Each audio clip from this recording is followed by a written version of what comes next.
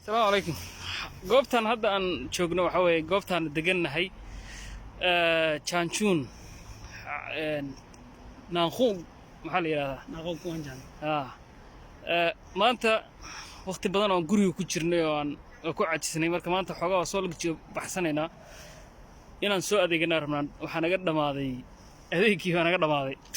fayraskii dhibaato xoog lagu noo geystay guriga waa ka soo bixi weynay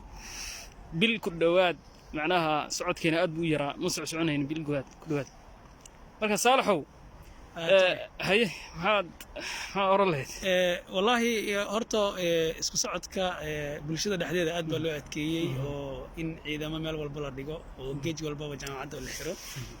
run ahaantii aad baan aan lugaha ugu daalnay waxa waaye qof aan guri ku xayiran oo aad dareemi kartaan marka Soomaalida waxaan leenahay noo soo duceey Ilaahay inuu nagu xafido adikana Ilaahay xafidan leenahay amiin wasaas waxa jirta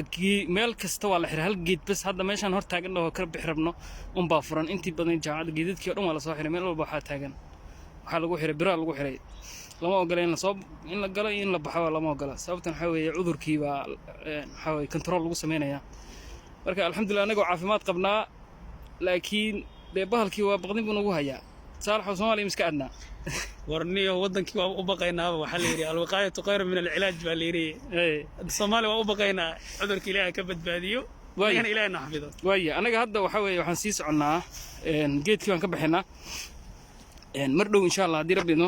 marka noo soo duceeyo hadda bahalkii inuu سنة سوء أصيبين بالك سوق وحال يروس عضايا تضبطن وهذا أنا ماذا حلت سجلة يا مقالة قبل كان جوجنا مقالة إنه وصوب بدنا عشان هذا سدح دي عشان قدام بس عشان قفك زيادة